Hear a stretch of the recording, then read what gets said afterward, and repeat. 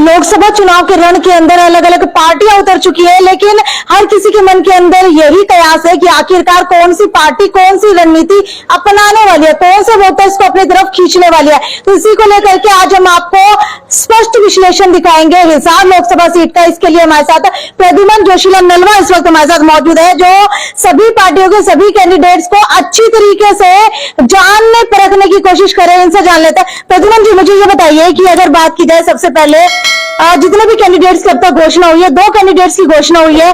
JJP की तरफ से जो है नैना चौटाला का नाम अब तक सामने आ रहा है, लेकिन घोषणा नहीं की गई है।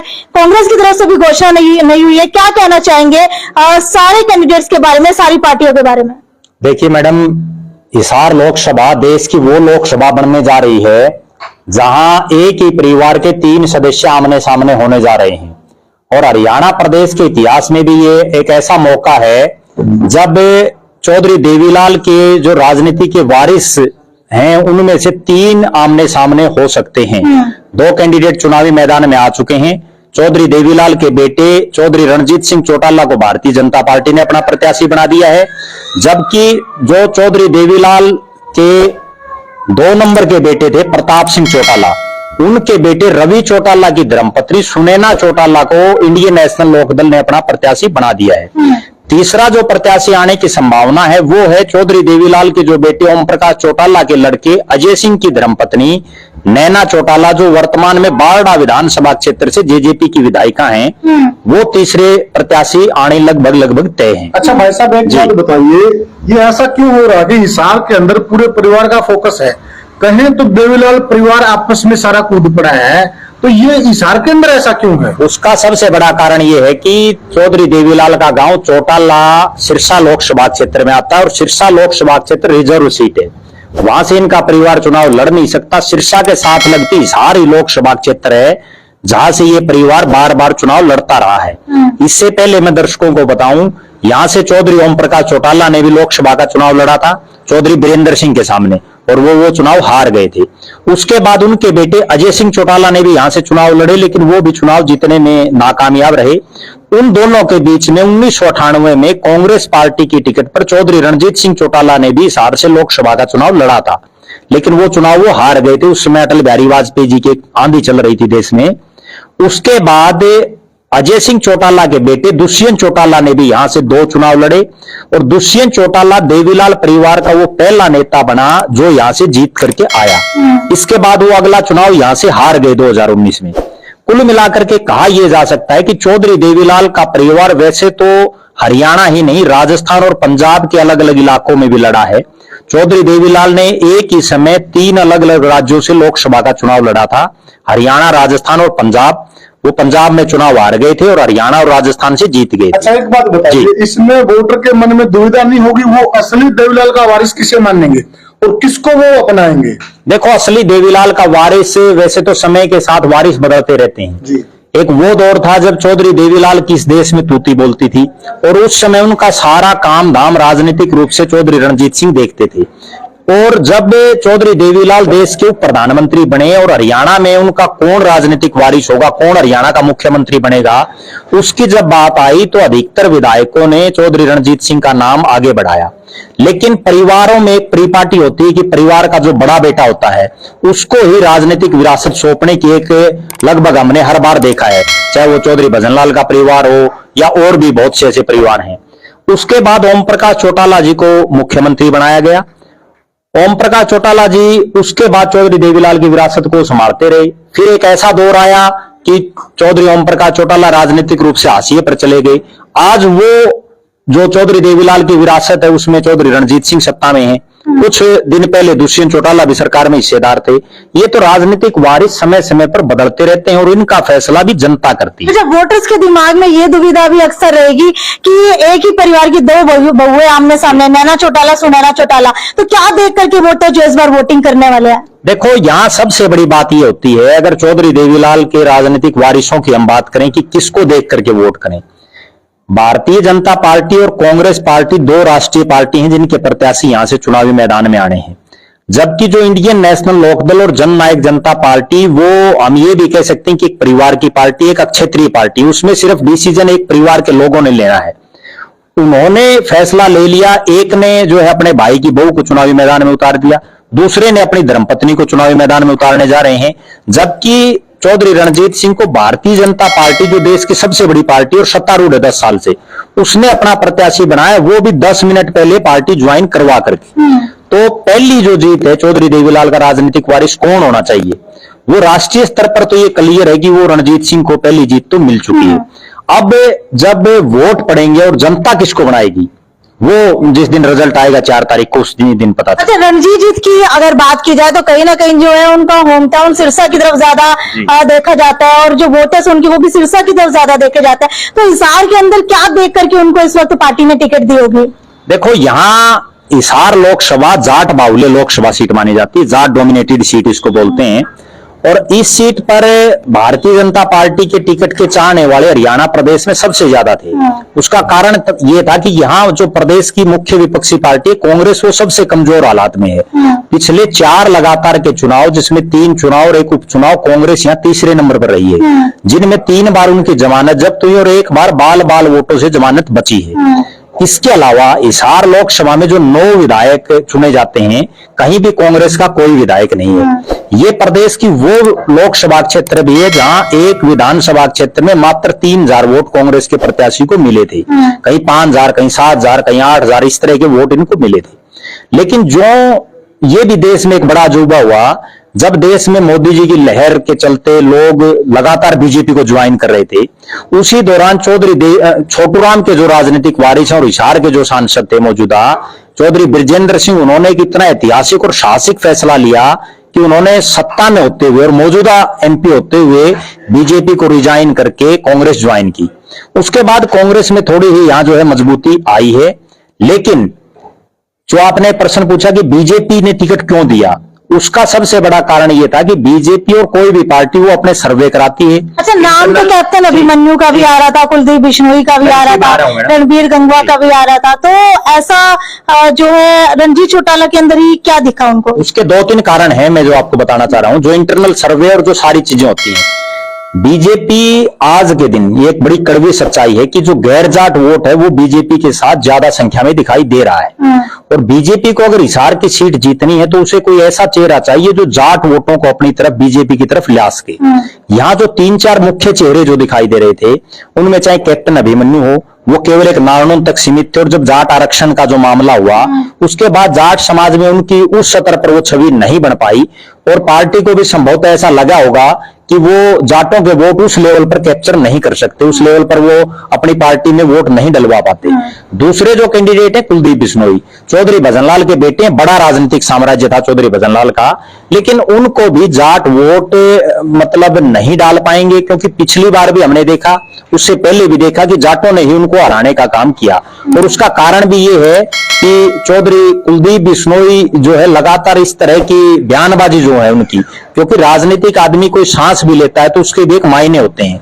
और लोग समझते हैं, हरियाणा की जनता जो दिल्ली के बिल्कुल नजदीक हरियाणा है, इन तमाम चीजों को राजनीतिक रूप से बहुत ज्यादा पहले समझ जाती है। अच्छा, इसलिए कुलदीप उसमें जी, जैसे कुलदीप बिश्नोई की बड़ी तगड़ी राजनीतिक विरासत है हिसार के अंदर, तो उनको बीजेपी ने नजरअंदाज किया जी। और अगर हम नानौल क्षेत्र की बात करें और नानौल अकेले क्षेत्र की ना बात करें, जो साथ में लगते हल्के हैं, उचाना हो चाहे उकलाना हो, उस एरिया के अंदर भी अभिमन्यु की पकड़ मानी जाती है। कहीं न कहीं एक आवाज है, अगर विकास किया है किसी ने तो कैप्टन अभिमन्यु ने किया है, तो वो नुकसान कहीं रणजीत सिंह को नहीं झेलना। देखो पुनिया साहब, इसमें कोई दो राय नहीं है। जब वो वित्त मंत्री थे प्रदेश के कैप्टन अभिमन्यु, तो एक विधानसभा लेवल पर एक मंत्री जितना काम विकास करवा सकता है, उससे ज्यादा किसी ने कोई विकास नहीं करवा पूरे हरियाणा में। उसके बावजूद उनको हराया क्यों गया? उसके 2-3 सर्कमस्टांसिस थे। एक सर्कमस्टांसिस तो ये था कि जो जाट आरक्षण में उनकी जो छवि खराब हुई, उसके बाद जाट समाज उनके बिल्कुल खिलाफ हो गया। हालांकि उन्होंने बाद में मैनेज करने की कोशिशें की, लेकिन वो नहीं कर पाए। दूसरा, कुछ ऐसे कारण रहे कि मंत्री बनने के बाद लोगों से उनका कटाव बिल्कुल कट ऑफ हो गए, जिस वजह से उनकी हार भी हुई और इस बार भी टिकट नहीं मिली।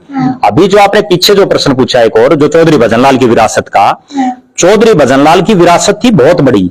लेकिन कुलदीप बिश्नोई ने उस विरासत को बिल्कुल सिकोड़ दिया और वो आज आदमपुर तक सीमित हो गई है। ये बड़ी कड़वी सच्चाई है कि चौधरी भजनलाल का परिवार 4 लोकसभाओं से हरियाणा में सांसद रह चुका है। हिसार, भिवानी, फरीदाबाद और करनाल से, कालका से लेकर के आदमपुर तक वो विधायक बनते रहे हैं। लेकिन आज ये नौबत आ गई है कि उनको अपने बेटे को जितवाने के लिए पूरी भारतीय जनता पार्टी को, जेजेपी को, निर्दलीय रणजीत सिंह को तमाम हथकंडे अपनाए गए, तमाम नेताओं ने वोट मांगे, तब जाकर के वो बड़ी मुश्किल से वो चुनाव जीत पाए। और वो भी वो चुनाव तब जीत पाए जब कांग्रेस पार्टी का प्रत्याशी हल्के से बाहर का था। अगर वो हल्के का प्रत्याशी होता तो हो सकता था समीकरण कुछ और भी उलट हो जाते।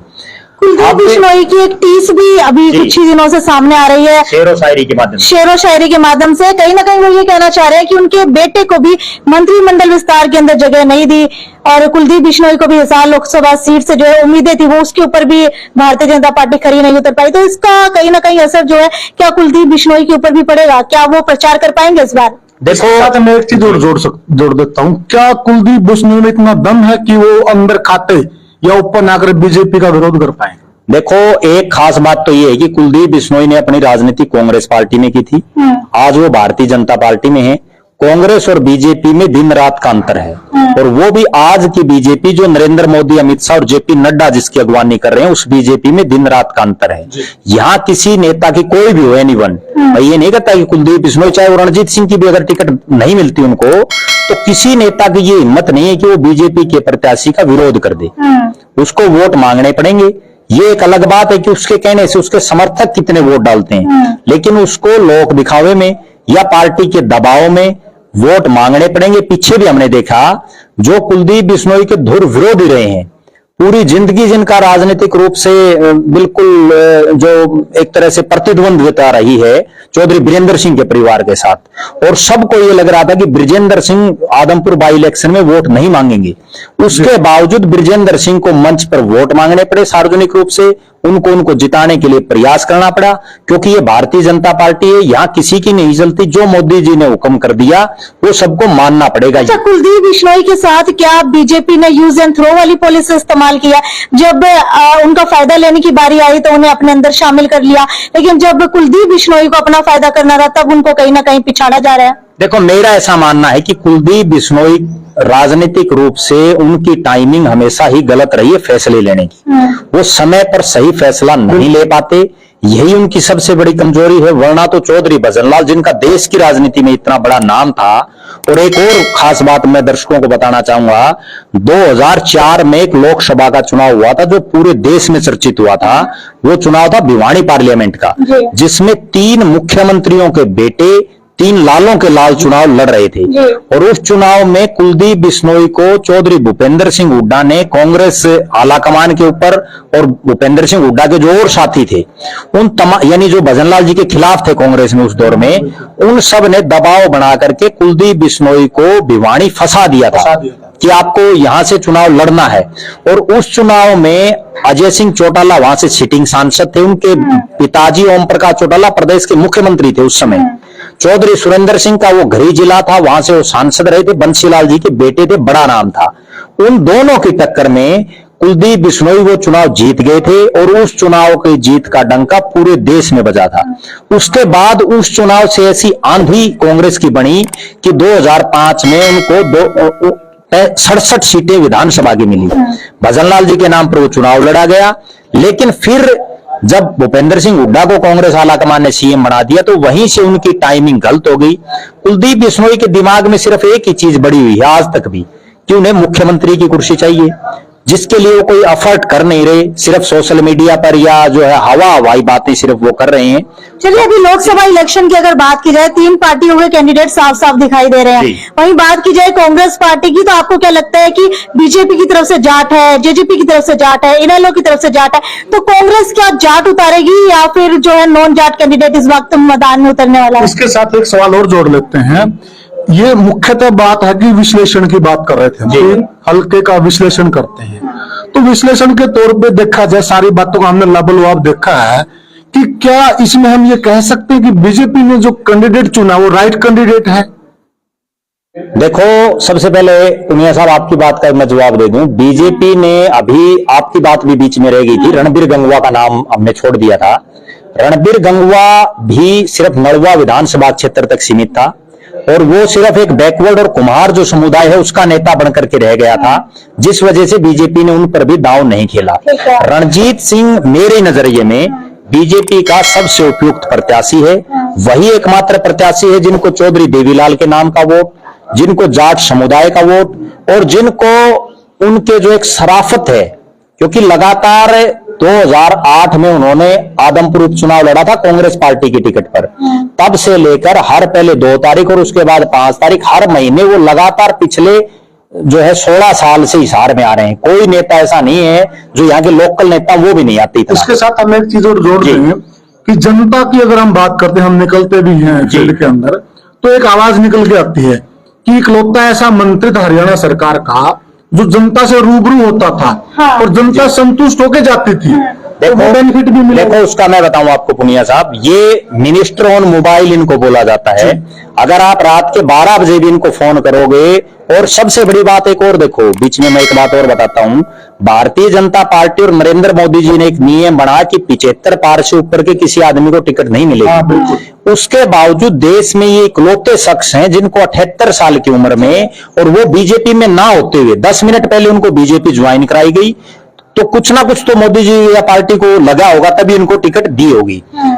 दूसरी बड़ी बात, जैसा आपने बताया, ये इकलौते ऐसे मंत्री थे पूरी मनोहर सरकार के जो नांगल चौधरी से लेकर के कालका तक, होडल पलवल से लेकर के चौटाला डबवाड़ी तक जिनके कार्यक्रम लोग करवाते थे और लोग सुनते थे और उनकी समस्याएं का समाधान ये करवाते थे। दूसरी बड़ी बात, प्रदेश की कैबिनेट के इकलौते मंत्री हैं जो 4 मुख्यमंत्रियों के साथ मंत्री रह चुके हैं, चौधरी देवीलाल, चौधरी ओम प्रकाश चौटाला, मनोहर लाल खट्टर और अभी नायब सैनी के साथ। अब जो आपने जो प्रश्न पूछा कि कांग्रेस का कैंडिडेट कौन होना चाहिए, कांग्रेस निश्चित रूप से मुझे जो लग रहा है, क्योंकि इतना बड़ा सैक्रिफाइस जो वीरेंद्र सिंह के परिवार ने किया है, बीजेपी को छोड़ करके वो आए हैं, निश्चित रूप से पहला हक ब्रिजेंद्र सिंह का इस टिकट पर है। और मेरे नजरिए से ब्रिजेंद्र की बजाय जो उनके पिताजी हैं चौधरी वीरेंद्र सिंह, वो कांग्रेस के सबसे मजबूत प्रत्याशी यहाँ हैं। उनके नाम पर कांग्रेस को जाट वोट भी मिल सकता है। उन्होंने भी चौधरी रणजीत सिंह की तरह वो किसी को कभी खटके नहीं।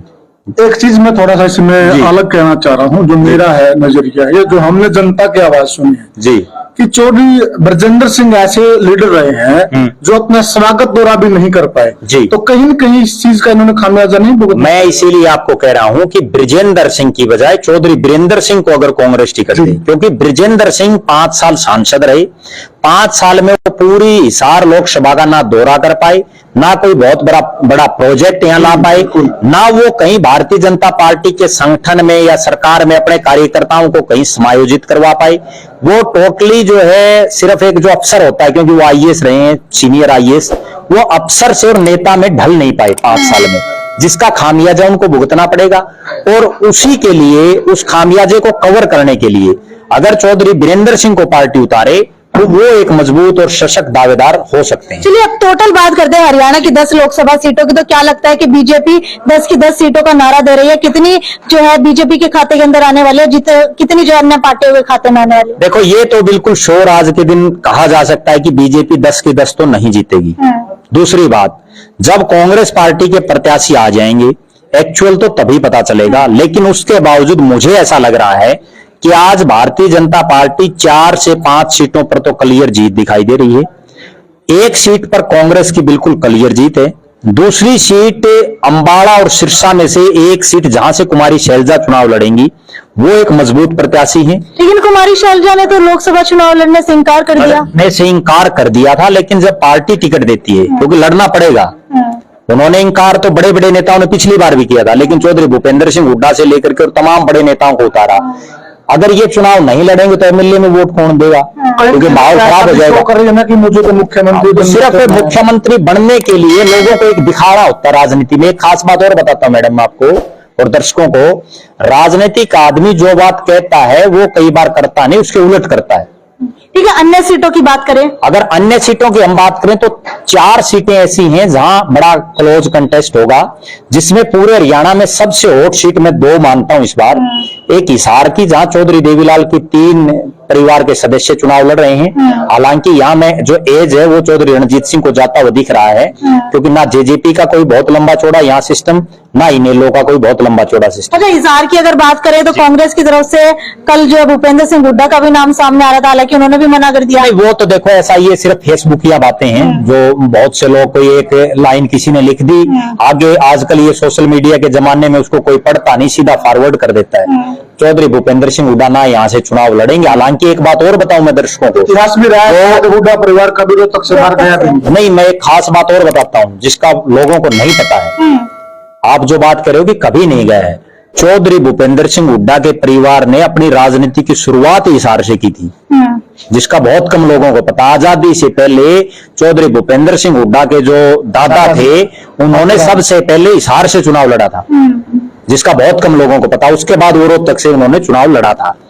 अब जो आप जो बात कर रहे हो, आगे की सीट, एक जो हॉट सीट है वो कुरुक्षेत्र पार्लियामेंट, जहां 3 बड़े नेता, जिनमें 2 बड़े उद्योगपति, जिनमें एक मेरे खुद के गांव नलुआ का नवीन जिंदल है, और दूसरा सुशील गुप्ता, और तीसरा अभय सिंह चौटाला, और तीनों ही हल्के से बाहर के प्रत्याशी हैं। सुशील गुप्ता जींद जिले से हैं, अभय सिंह चौटाला सिरसा से हैं, और जो नवीन जिंदल है वो हिसार जिले से हैं। वो पूरे हरियाणा की सबसे हॉट सीटों में रहेगी, और इन्हीं 2 सीटों पर तमाम जो है हरियाणा प्रदेशवासियों की और देशवासियों की नजरें रहेंगी।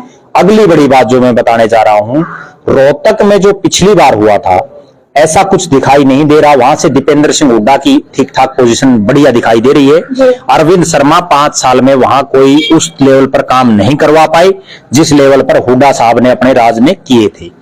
एक खास बात और मुझे जो लग रहा है, अगली बार अगर मोदी जी की सरकार आती है तो इस बार जो 2 मंत्री हरियाणा से थे, राव इंद्रजीत और कृष्णपाल गुर्जर, वो बेशक चुनाव जीत जाएं, लेकिन मुझे ऐसा लग रहा है कि उन दोनों की जगह करनाल से अगर मनोहर लाल खट्टर जी चुनाव जीतते हैं तो वो मंत्री बनेंगे, और हिसार से अगर रणजीत सिंह चौटाला चुनाव जीतते हैं तो वो मंत्री बनेंगे।